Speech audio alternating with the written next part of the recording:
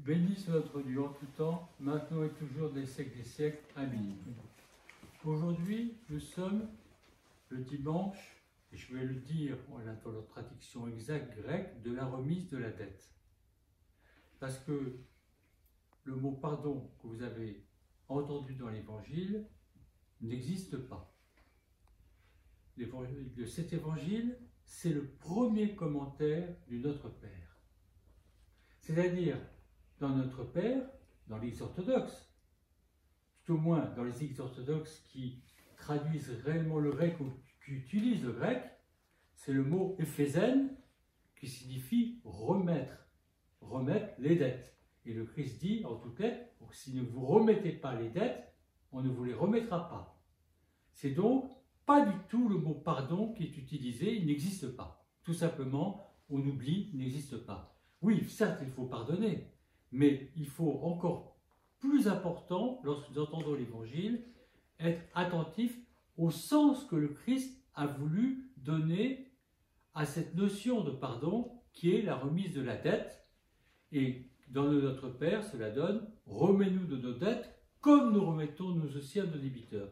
Pourquoi le mot dette est-il plus important que le mot pardon? Le mot pardon n'exprime aucun poids à porter, ni de poids dont on se délivre. Une dette, croyez-moi, quand vous avez une dette, vous avez un poids sur vous de la dette, et c'est un poids qui vous tourmente. Quand est-ce que je pourrais rembourser cette dette? Et puis vous avez le poids plus subtil, mais toujours le même poison en réalité. C'est un poison tant que ce n'est pas remis. En réalité, le poison, il n'est pas dans la dette, il est dans ce qu'on en fait. Si nous remettons la dette, nous sommes délivrés, nous aussi, d'un poids. Le poids de réclamer à l'autre, d'exiger, d'espérer, d'attendre qu'il nous rembourse cette dette. Et là, nous sommes délivrés en remettant la dette. Donc, vous voyez, le dimanche du pardon, qui est nommé ainsi dans l'Église orthodoxe en France, devrait se nommer davantage le dimanche de la remise de la dette. Parce que là, nous sommes dans un mouvement spirituel d'une toute autre ampleur.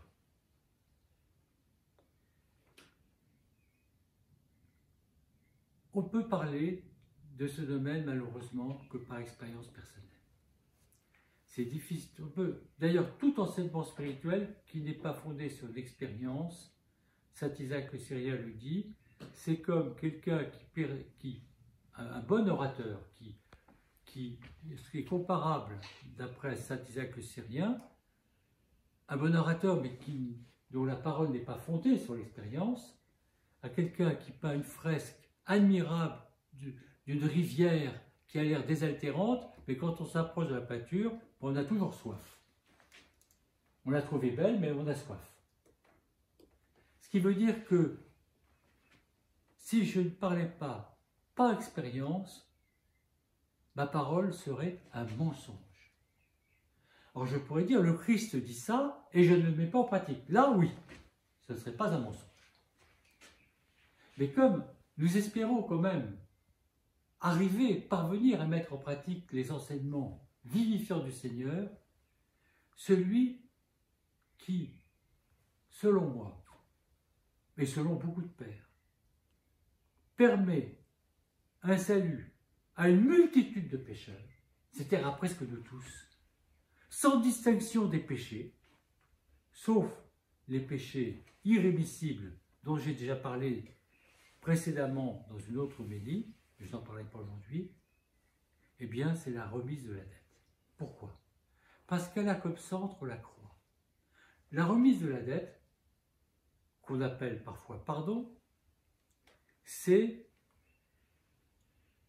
à sa source dans le fait que le Christ, allez, je vais utiliser un peu le mot pardon, que le Christ nous pardonne en premier, il nous remet notre dette en premier, en prenant dans sa chair, blessé, couronné d'épines, transpercé, flagellé, souffleté, le poids de toutes nos erreurs, de toutes nos faiblesses, de ce qu'on appelle communément le poids de tous nos péchés.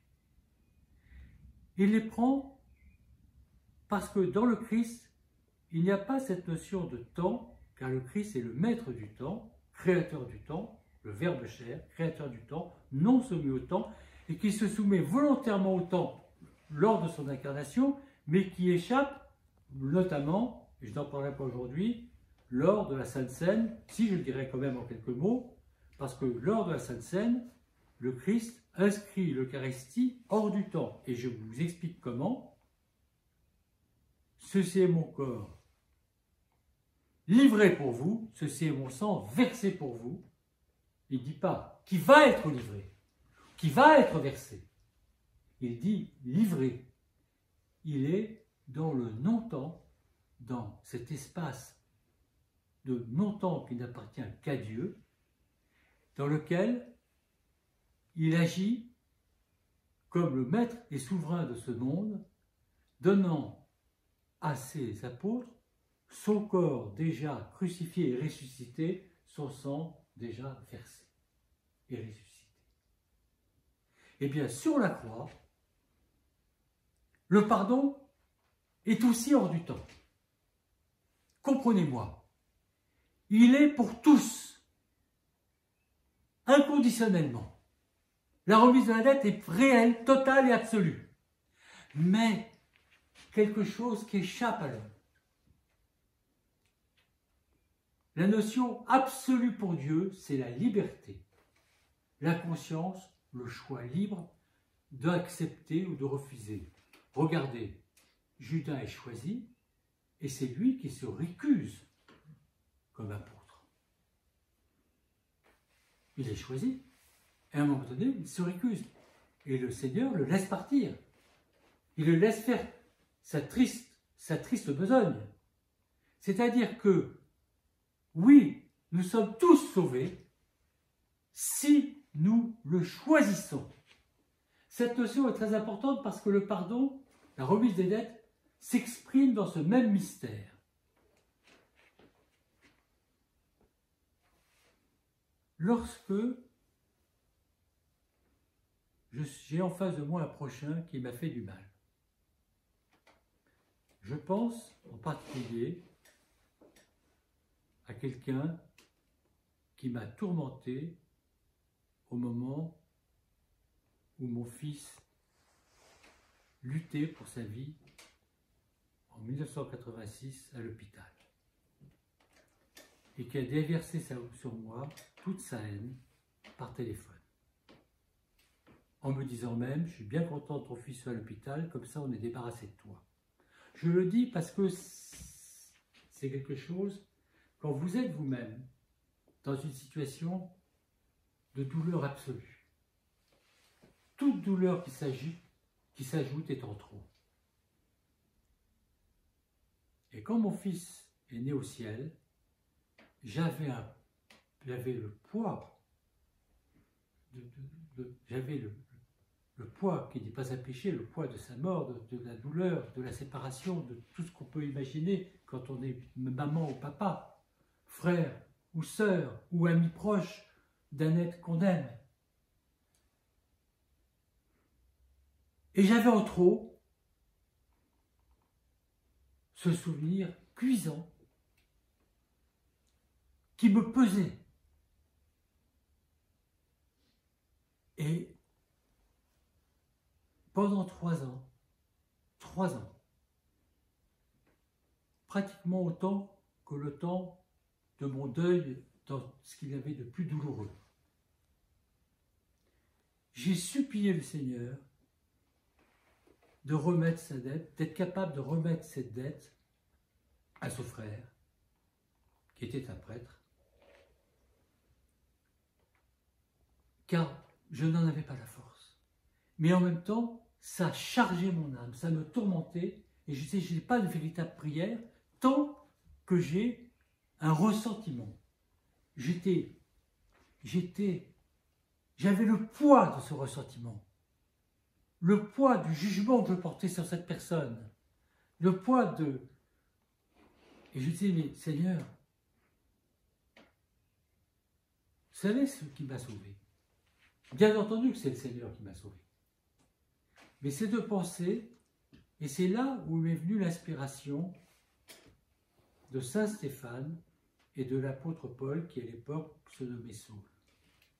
Saul a été un fanatique assassin. Et il se réjouissait de la lapidation de Stéphane. Et le Seigneur m'a montré quelque chose, à cet instant-là, qui a changé ma vie et qui m'a permis de remettre cette dette que je n'arrivais pas à remettre. C'est Saul a croisé le regard de Saint Stéphane et il a vu que Saint Stéphane non seulement l'aimait, mais l'admirait. Et Saul s'est demandé, mais pourquoi m'aime-t-il? Il devrait me haïr. Moi je le hais bien. Mais pourquoi plus m'admire-t-il? Hier assassin, demain saint. Ça veut dire que Saul, le fanatique, est devenu l'un des plus grands saints de l'Église. Eh bien, j'ai eu cette pensée pour ce prêtre qui a eu ce comportement, et j'ai prié pour lui. Et tout d'un coup, j'ai vu que lui aussi pouvait avoir un destin, et dans le secret de son cœur se repentir, et trouver son salut. C'est la croix, c'est en fait, je n'ai pas pardonné. J'ai demandé à celui en qui la source de toute dette, puisque c'est lui qui a remis toutes les dettes, il a racheté la cédule du péché, comme l'écrit l'apôtre Paul, il a donc tout racheté, tout porté en lui, et c'est de lui que j'ai reçu cette énergie de la remise de la dette. Remets-nous de nos dettes, comme nous remettons aux débiteurs. Mais en réalité, on pourrait dire, remets-nous de nos dettes, pour que nous puissions les remettre à nos débiteurs. Parce que si on n'est pas remis en premier, pardonné en premier, comment peut-on pardonner à l'autre? Pour parler comme tout le monde, pardon. Donc, c'est la croix, le Christ sur la croix, qui nous donne cette énergie. Donc, ce n'est pas en nous-mêmes que nous pouvons trouver la force d'aimer l'ennemi et d'en faire auprès de Dieu un frère. C'est dans le Christ. Alors certes, il y a des gens qui ne changent jamais. Mais ça appartient à Dieu. Moi, je suis le juge de personne. Et qui peut savoir si, comme pour le bon larron, ça sera que dans ces derniers instants de sa vie, qui sera plus grand que beaucoup de saints? Qui peut le savoir? Vous le jugez de toute sa vie. Et au moment de la mort, il y a ce mystérieux instant de l'agonie, où des conversions se font. Il faut espérer la conversion de l'agonie pour ceux qui n'ont pas eu avant.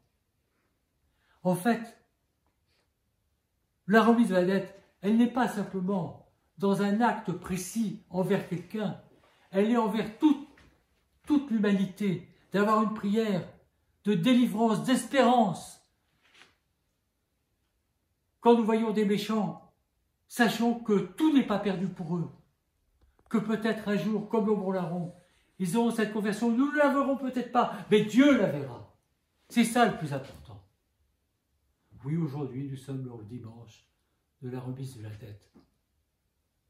Alors à tous, je peux utiliser les mots de tout le monde maintenant, je demande pardon à tous pour les péchés, les fautes que j'ai pu avoir envers chacun de vous. Et j'espère que vous aussi, vous me pardonnerez. Glorifions le Père, le Fils et l'Esprit Saint, seul Dieu dans tous les siècles des siècles. Amen. Amen.